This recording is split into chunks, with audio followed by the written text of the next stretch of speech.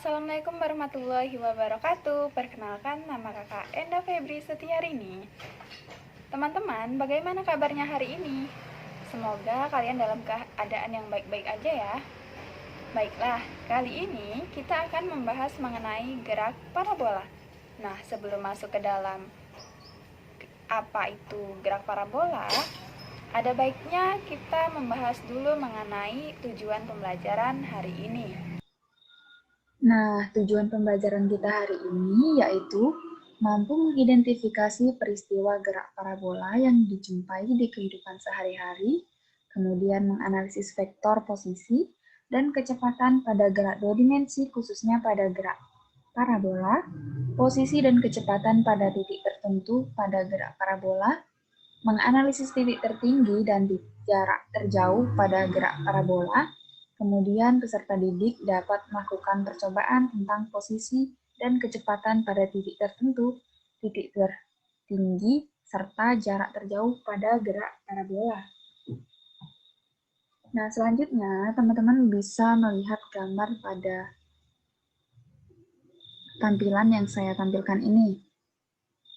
Di situ ada seorang anak laki-laki yang sedang bermain bola basket. Nah, ini merupakan contoh gerak parabola. Nah, ngomong-ngomong soal gerak parabola, sebenarnya gerak parabola itu apa sih, teman-teman? Kalian ada yang tahu nggak gerak parabola itu apa? Ya, benar sekali. Gerak parabola merupakan suatu jenis gerakan benda yang pada awalnya diberi kecepatan awal, lalu menempuh lintasan yang arahnya sepenuhnya dipengaruhi oleh gravitasi. Nah, gerak parabola ini berbentuk setengah lingkaran. Gerak parabola biasa juga disebut dengan gerak peluru, karena gerakannya itu mirip dengan gerakan peluru yang ditembakkan. Gerak parabola merupakan perpaduan antara gerak arah horizontal atau sumbu X dan gerak arah sumbu Y. Tuh, bisa dilihat di gambar berikut ini. Yang mengarah ke Y itu merupakan VY.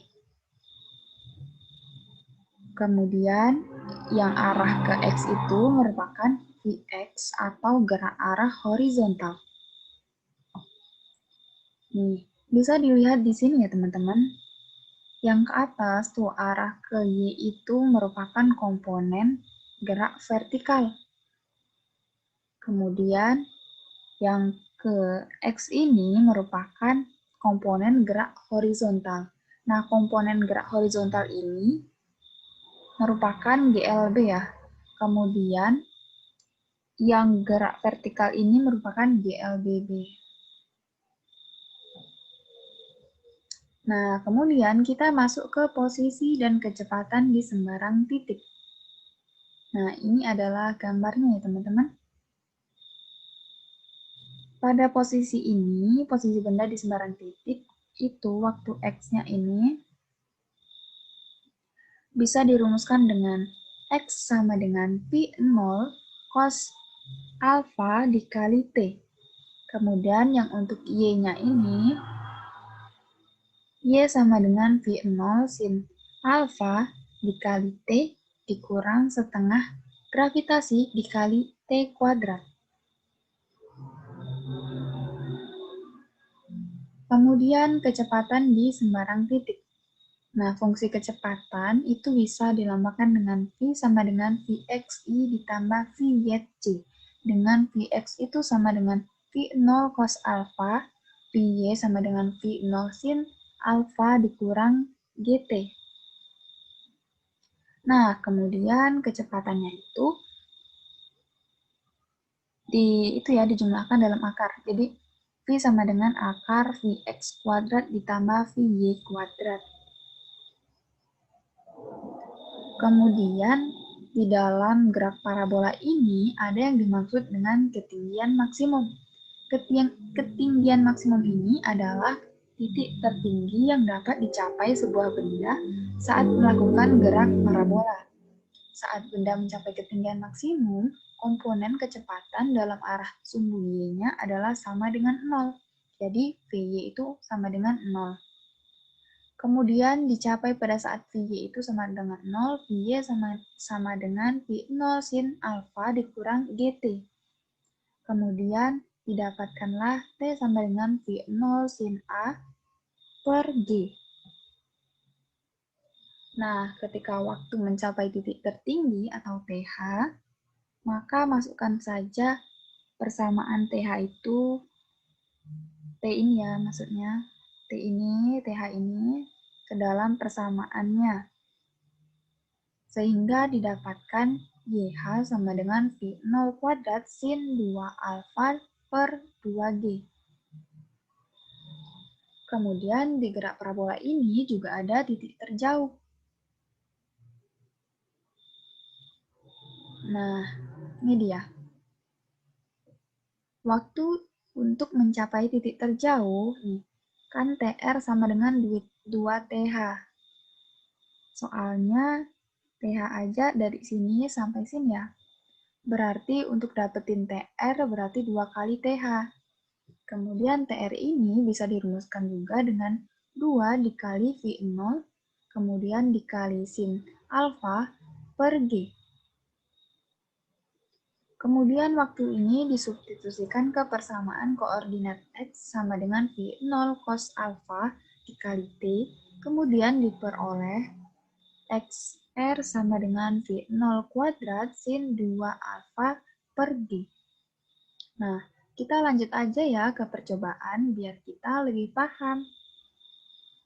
Teman-teman, ini merupakan simulasi percobaan untuk gerak parabola. Nah, di sini sebelumnya kita itu mau melihat pengaruh sudut elevasi terhadap titik tertinggi pada suatu benda. Nah, di sini ini ada alat pengukur untuk waktu, jarak, dan ketinggian.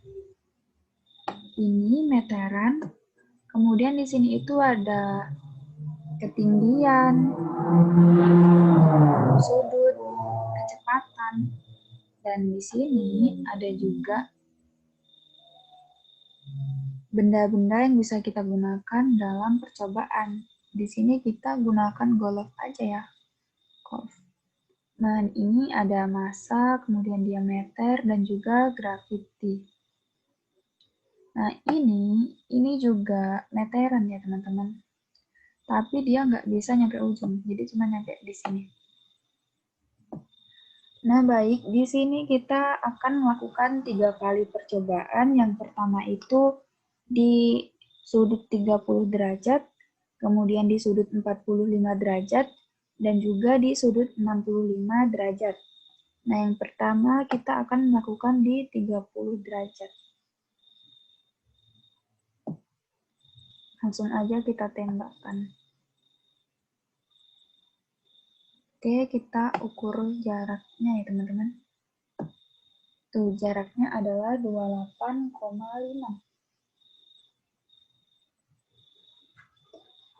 Jadi, di 30 derajat, jaraknya itu 28,5 meter. Kemudian kita ukur ketinggiannya ya teman-teman, karena kita mau nyari ketinggian. Nih yang ada yang warna hijau itu. Tuh, ketinggiannya 4,13 meter. Kita dapatkan ketinggiannya itu 4,13 meter. Jadi untuk sudut 30 derajat ini kita dapatkan jaraknya itu adalah 28,5 dan juga titik tertingginya itu adalah 4,13. Selanjutnya percobaan kedua itu adalah 4,5. Kita langsung tembakkan saja. Kita ukur ya. Karena yang ini nggak bisa nyampe ujung, jadi kita pakai meteran ini ya teman-teman. Kita ukur dulu. Kita ukur. Nah, untuk 45 derajat, kita dapatkan jaraknya itu adalah 32,93. 32,93 meter. Kemudian kita ukur ketinggiannya di ini. Nih, ada warna hijau nih ya. Kita ukur saja ketinggiannya. Nah, kita dapatkan ketinggiannya itu adalah 8,26 meter. Jadi, untuk 45 derajat ini, jaraknya itu adalah 32,93 meter, dan untuk ketinggian maksimumnya kita dapatkan 8,26.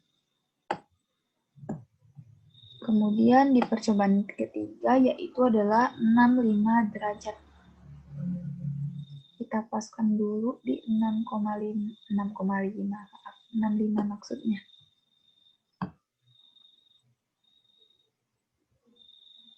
Tuh, karena jaraknya pendek kita pakai ini aja.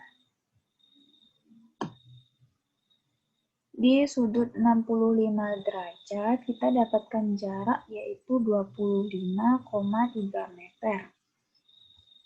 Selanjutnya, kita akan mengukur ketinggian ini, yang warna hijau ini, teman-teman. Kita ukur dulu nih.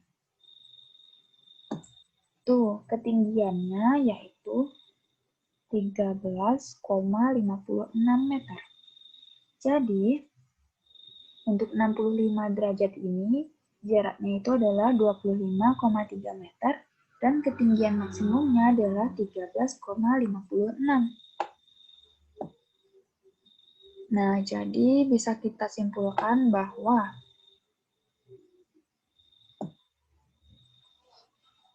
semakin besar sudut elevasi, maka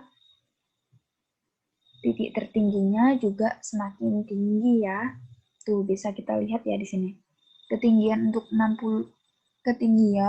30 derajat yaitu 4,13. Kemudian 45 derajat ketinggian maksimumnya adalah 8,26. Dan di 65 derajat ketinggian maksimumnya adalah 13,56. Jadi dapat kita simpulkan bahwa semakin besar sudut elevasi, maka ketinggian maksimum yang didapatkan juga semakin tinggi ya. Baiklah, mungkin sekian dari kakak. Kalian bisa coba di rumah. Kakak akhiri. Wassalamualaikum warahmatullahi wabarakatuh. Terima kasih.